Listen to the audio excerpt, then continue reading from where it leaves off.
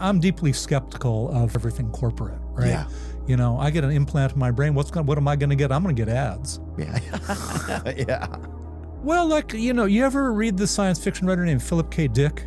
You know, he was the guy who wrote the stories that were the basis for films like Blade Runner. He was a writer who was active in the 60s and the 70s. Man in the High Castle, for example. Do Androids Dream of Electric Sheep became Blade Runner. Lots of famous science fiction stories came from his books, things that got made into shows or films. In Blade Runner, you know, you're walking down the street and things are being beamed into your retina. Yeah. You know, like the government wants you to go off world and see another planet, or they want you to buy this thing, or, you know, this company wants you to do that. And so, yeah, people have been imagining this for a long time. The science fiction writers are always ahead of the curve. Yeah. I remember when I was a kid, and I was a really nerdy kid, and I read a lot of science fiction.